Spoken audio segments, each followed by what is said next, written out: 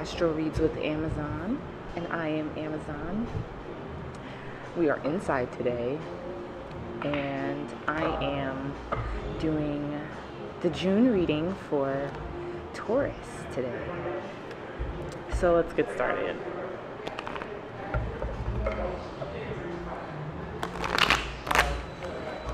We're going to start with a general reading, and then, we're going to start with the general reading, and then we're going to go into love, and then we're going to go into career and finance with a dash of advice from my Oracle deck at the end.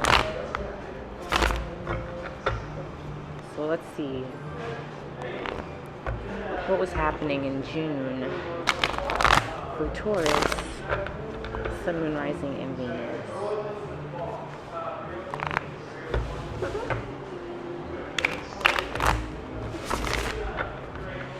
Using the Spellcaster's Tarot.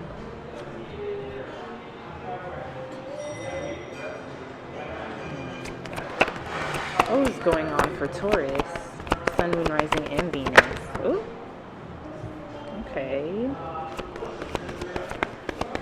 Let's see. I'll take that one too. Let's see if another card wants to come out. One more.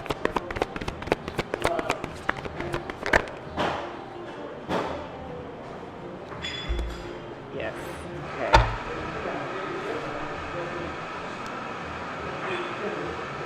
Okay.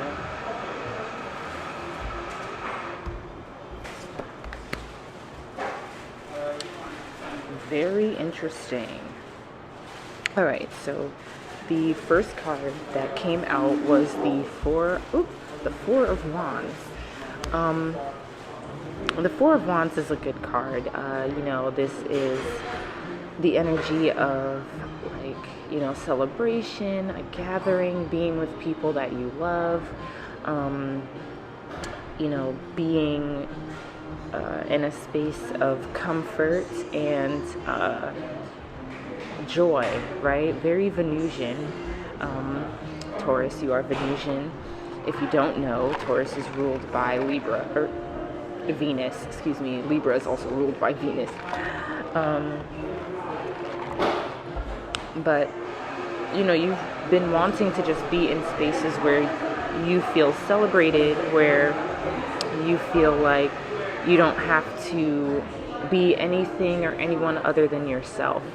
And that's a really great feeling, especially when, there's so many times throughout our day where we are in spaces or around people or in situations that don't always feel the best to us.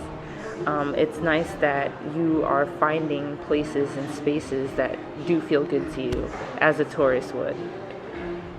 But, right after that, we have the Eight of Cups. So I think you're also recognizing that there are certain things that it's time for you to walk away from. There is not much left for you there, right? As you can see in this card, it's nothing there. A lot of the cups are empty. The plate is empty. There's nothing left there. So whatever this is that it's time to close the chapter on and remove yourself from, do that, right? Because we have Judgment right after that. And so, in you taking that effort to remove yourself or to close out certain chapters, you are now emerging or giving yourself the opportunity to emerge anew, to hold yourself to your new standards, to bring yourself to new levels of comfort and stability, which is what Taurus loves, right? This is also, you understanding kind of the fire you had to go through to get to this point, and also being able to recognize when others are doing that for themselves as well. You are taking the time to truly understand, ways to continue elevating yourself while remembering that you are human, right? With judgment, you are human. You do and can make mistakes, and that's okay. That's a part of the human experience. So it's nothing to really be too fearful of. It is uncomfortable, and it may bring up some emotions, but this is so that it can all be released, right? This is so that you can maintain this energy of comfort, this energy of stability, without holding on to the things that are preventing you from growing, right? And then at the bottom of the deck here, we have the Two of Swords. So, like I said, there's probably some decisions that you have to make, or a crossroads that you have found yourself at. And I feel like, again, with this Eight of Cups here, that's kind of where you're at, where it's like, okay, I have to close out this part, or I have to walk away from this because it's not adding value, it's not adding security, it's not adding comfort to my life, right? So there's a choice here that you have to make. And I feel like you might be afraid, again, which is okay, right? It's not always easy making changes. With the Fool here in reverse, you might have Aries placements, or Aries or Aquarius placements. Embrace the change that's coming into your life, whether it's letting go of this thing, whether it's you seeing yourself differently and not being so judgmental on yourself and others. This will allow for your abundance, for your stability, for your security to continue flowing and elevating. When you are afraid of change or the newness, you keep yourself trapped in cycles. You keep yourself stuck in situations or circumstances that don't fully benefit you, but because you are familiar with it and you know it and it's safe in that respect, you keep yourself there. And you are doing a disservice to yourself when you keep yourself in places that you know aren't the best for you, but you are comforted by its familiarity, right? And that's not to say that there's anything wrong with wanting familiarity. Like, that's what makes us feel safe, right? When we know. But sometimes we don't know, and sometimes we can't know until we do something, right? So that's what these are here to say. Like, we can't know what's to come if we don't make a choice. So, Taurus, you have some decisions to make, and I'm sure that you will make the ones that work best for you. But remember that with decisions to make comes changes, and those changes you might not have complete control over, but you do have control over the ways in which you respond and react to them. So keep that in mind. Okie doke. So let's get into some love. Taurus, you love love. Again, because of that Venusian energy, right? But let's see what's going on for single Tauruses, single and dating. What do y'all got going on in love for June? What was happening? Let's see. Ooh.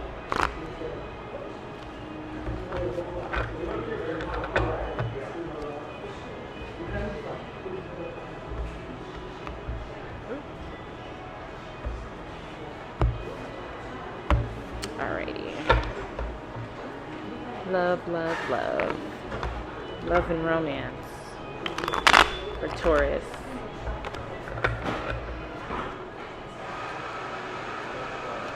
What's going on for single and dating Tauruses? Ooh, Sun, Moon, Rising, and Venus in June. Ooh. Okay.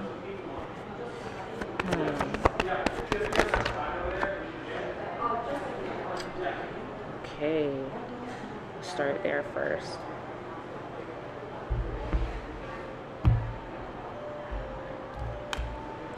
So the first card that came out was the Lovers in reverse. So you might be newly single. I know it stings a little bit sometimes. But I also feel like this is more about understanding what love means for you. And not just self-love, but like, you know, understanding what kind of partner you would like, understanding the ways in which that you show love, understanding the ways in which you'd like to receive love, that kind of focus of love on the self, right? Because I feel like Taurus, you know, again, being ruled by Venus, have a good sense of, you know, what it means to love on yourself, whether that be materially or not. You know, Taurus is always thinking of what feels good for them, you know, what feels good inside and makes you feel comfortable and safe. And so I think that with the Lovers here in reverse, you might have gotten out of something that wasn't making you feel that way, or you might be involved with something right now that's not making you feel that way, you know, safe. So you're reevaluating, like, you know, what it means to have a partner, what it means to be in a relationship, what it means to date. You know, you're reevaluating, like I said, what, you know, the ways in which you would like to receive love, the ways in which you give love, and what that really means. And, you know, right after that, we have the Four of Swords in reverse. So you might have also been just kind of like sitting kind of patiently, or maybe even out of fear, not really trying to make any moves with anyone, or feeling, you know, you maybe were just like kind of tired of like dating and didn't want to go through the motions of learning someone and all of those things. But I feel like you're coming out of that now, because the Four of Swords is in reverse here. Because the Four of Swords is in reverse here. And, you know, 4 is the number of foundation and of stability. And so with this, I feel like, you know, you're coming out of, like I said, maybe that little space that you kept yourself in because you weren't trying to deal with anybody at the moment, or, you know, feeling exhausted by dating, or just the thought of, like, you know, engaging with someone in that way again. Like I said, I feel like you're coming out of that, and you're doing the work to understand, you know, the ways that you would like to be loved, the ways that you would like to love somebody else. And at the bottom of the deck, we have Justice in reverse. So you might have Libra placements. You might have been dealing with a Libra. Like I said, you might, for some of you, you have just come out of a relationship, and you are probably recognizing that, yeah, that was not it, really. Like, you know, that wasn't how I wanted to be treated. That wasn't how I wanted the relationship to be. That wasn't how I, you know, wanted to experience another person, right? And then right after that, we have the Emperor. Again, the number 4. So there's 2 4s here. This is Aries card, so you might have some Aries placements. You might be dealing with an Aries. You know, you are taking control in this respect of, and being proactive about it too, about what love means for you, about what that looks like for you, about how you want it to feel, and what you do and don't tolerate, what you will and won't accept, and standing firm on those things. So this isn't bad, you know. It's just taking more time to understand what's going on within yourself. Taurus, I know you don't say a lot when it comes to the ways that you're feeling about things, unless it's really pressing. But I do want to say that creating that emotional safety within yourself will definitely make it easier to maneuver in situations where you might not feel that safe, and it will allow you to set better boundaries for yourself, and also just know who not to engage with, and recognize those feelings when you feel them, and stand firm and acting accordingly. Okay, let me actually take that out too. So let's see, for committed Tauruses, what's going on in love for you? What is going on in love for you? For committed Tauruses, Sun, Moon, Rising, and Venus.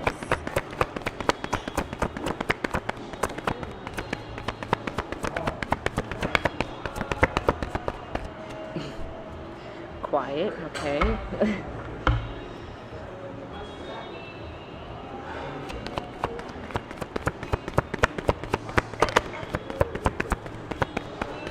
I feel like you guys are comfortable,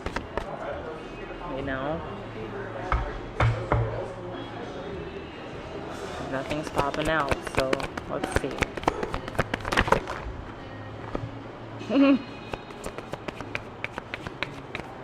As soon as I say that, right?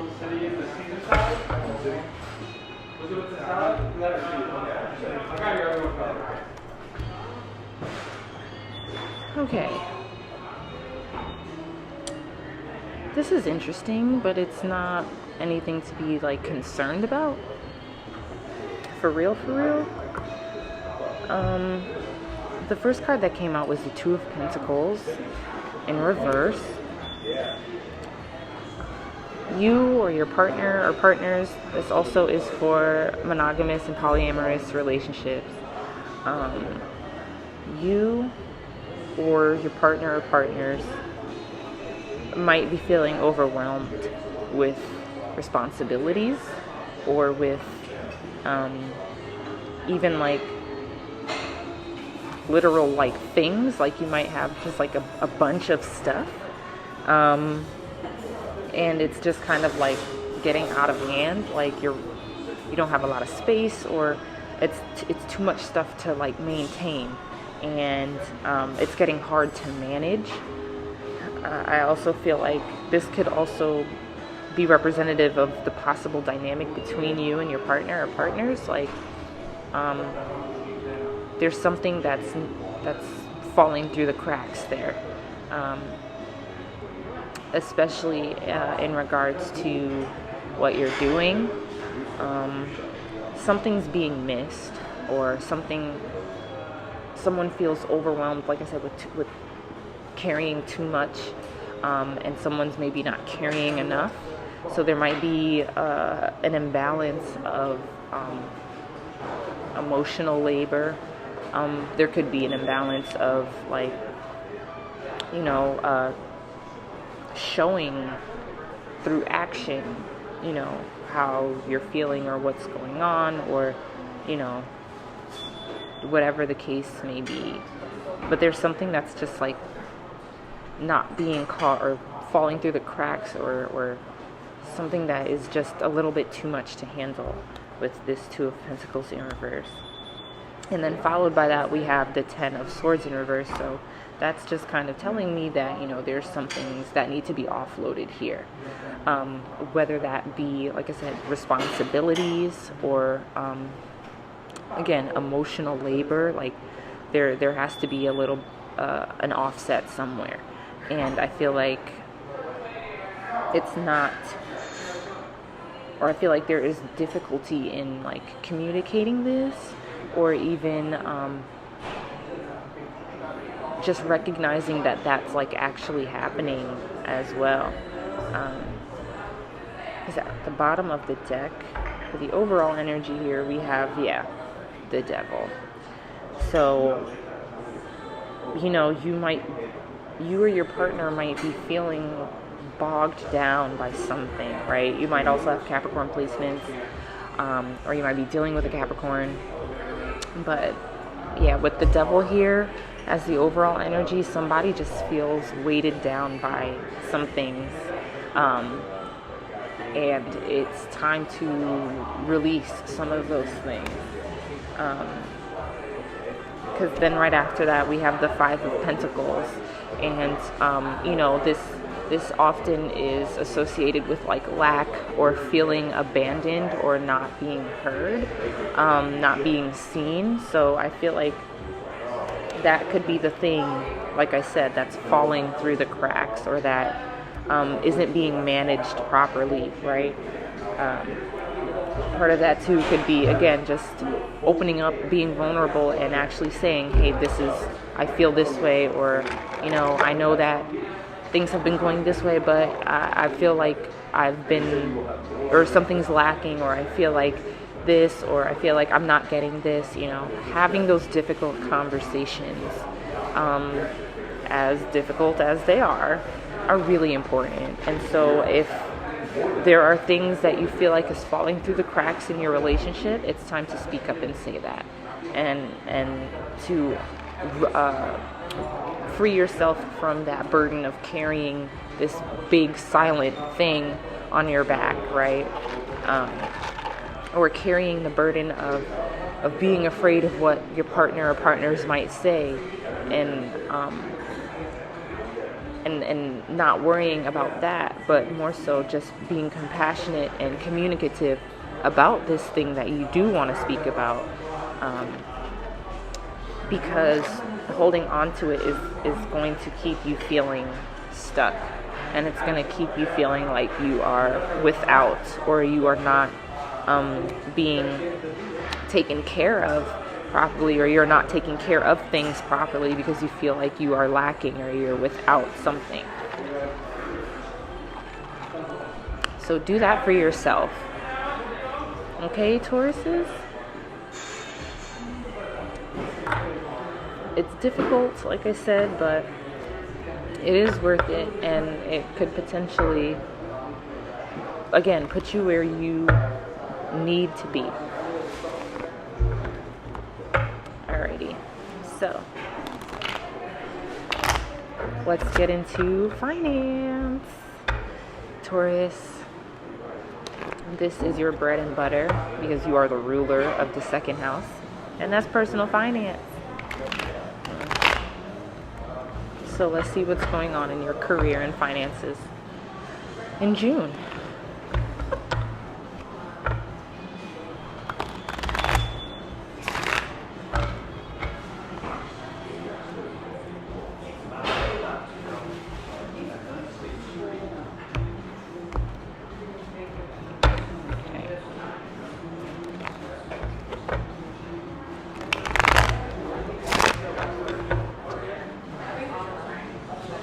What's going on in Taurus, Sun, Moon, Rising, and Venus career and finances?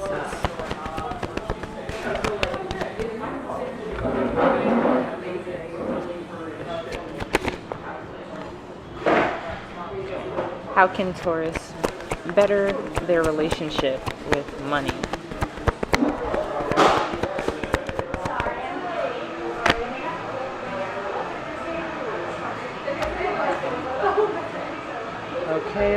Okay.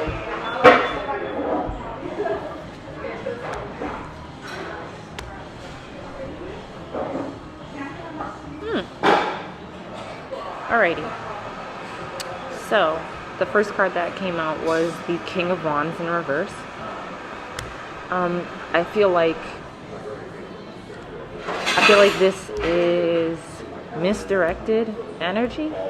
So, like, you are inspired and you're motivated to get to work, or to invest, or to put your money into certain things, but the intention behind it is not the greatest. The King of Wands in reverse is usually an energy that can be kind of selfish. It can be self-serving,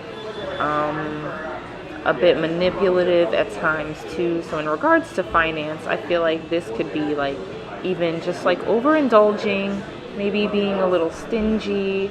I also feel like I said, it's just misdirected. So maybe not making, you could be making decisions and choices that only benefit you and maybe at the expense of someone else.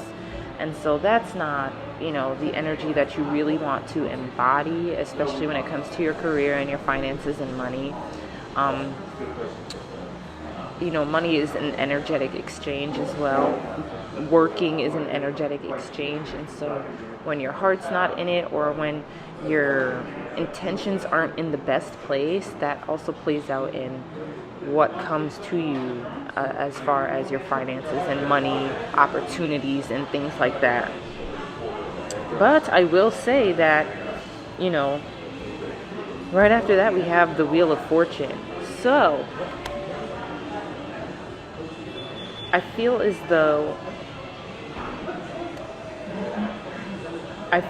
this Wheel of Fortune is here as a reminder to show you that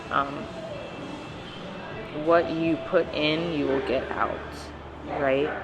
Because the Wheel of Fortune is, we control our Wheel of Fortune, right? We control as far as standing in our own way or not. That's us, right? And so while the wheel might be turning right now, remember that, again, if your intention, or even if the impact isn't the greatest, if it's misdirected, if it's rooted in something that's a bit more selfish and self-serving, it'll eventually come crashing down. Whether that crashing down is you just like not wanting that anymore, or literally losing money, or losing material things, that's possible, right? The Ten of Pentacles in reverse here is kind of, just showing you like what you put in, you will get back. And your intention behind what you're putting in, you will also feel. So this might be, again, like I said, an actual loss of things, an actual loss of legacy. It could be a loss of foundations and the ways that you wanted to build things for yourself, right? It's going to either change or just not work because the intention isn't the best. And so when you are making these decisions about where to put your money, about the type of work you want to do, about how you spend your money, remember that energy comes back to you, and that it can have a real effect on if this wheel turns or not, and what you're able to build from that, right? You are all about stability and security and comfort, Taurus, and Ten of Pentacles in reverse is really just kind of like a toppling of that, a shaking up of that. So consider that and think about, the ways that you are investing your time, energy, and money, right? We have the King of Swords at the bottom of the deck for the overall energy. And so, the King of Swords is very confident in their beliefs, very confident in what they think, and sharing that as well, creating opportunity and such. So again, think about what it is that you are looking to create. Think about what it is that you are looking to really bring into life, and what that requires, who that requires, excuse me, and how it affects other people. Right? Because like I've been saying, what you invest your time and energy and money to will come back to you. So do some real consideration about what it is that you are looking to bring to life, what it is that you are looking to share, not just for yourself, but for your community as well, and how that affects the work that you do, and how that affects the people around you as well. Okay, Taurus? So lastly, we're going to get into a little bit of advice with this Crystal Medicine Oracle deck. It's given a nice little shuffle. Let's see, is there any advice for Taurus? Any last messages for Taurus regarding this spread? Sun, Moon, Rising, and Venus.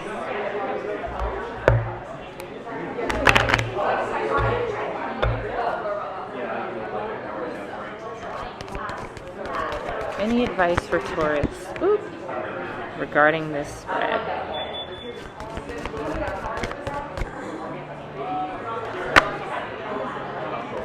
Okay.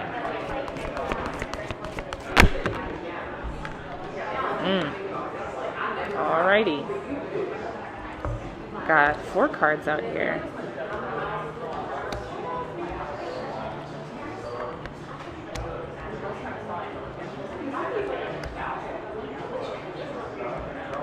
Alrighty. First card that came out here is Healer. The crystal is Numite. The totem is Shaman, Shamanka. And the number is 14, which breaks down to a 5. So 5 is the number of change, right? It's the number of freedom. Healing yourself is a type of freedom, right? When you do that digging, when you do that understanding of, or when you get to the point of understanding, you know, where certain things are rooted within you, where these things manifest in your life, and how it affects you and the relationships and the aspects of your life in general, that's when you can invite in healing, right? That's when you're able to heal. It doesn't feel great. As we know, when you cut yourself, cleaning off a wound, it hurts, but the healing process, as it goes, and it takes time, and you tend to your wound, you eventually are healed up, and you're stronger for it, and you know better not to do that thing that hurt you the next time, right? So then after that, we have creativity. The number 7 here. The totem is fire, and the crystal is Bixbyte.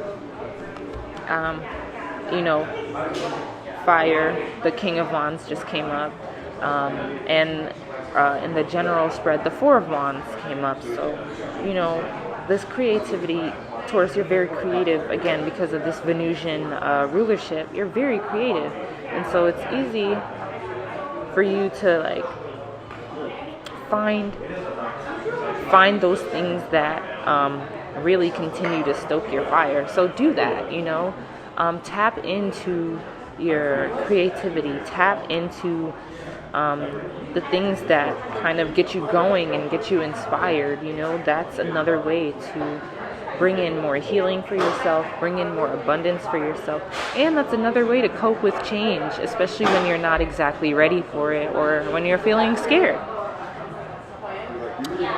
And then we have angels and spirit guides. The number 2, the totem is the upper world, and the crystal is angelite. Angelite is a very powerful crystal, and it absolutely is a way and a vessel to help you connect with divine beings, to help you connect with the Most High, to help you connect with your ancestors and spirit guides, right? Sometimes we forget who we are. Sometimes we forget what it means to have faith in ourselves, and our angels and spirit guides can definitely be the ones to help us remember that. So it's important that we connect with them as well, tap into that receptive or feminine energy, right? The number 2 here is about that. It's about that spirituality. It's about that intuitiveness, the duality of life, of energy, light and dark, right? Understanding that we need both of those things. And when we connect with our higher selves, when we connect with our angels and spirit guides, they are the ones that help us see the power that we have within, and the ways that we are able to use that power to the best of our abilities. And then right after that, we have soul awakening. The totem here is a medicine pouch. The crystal is amethyst, and the number here is 28, which breaks down to 10, which breaks down to 1.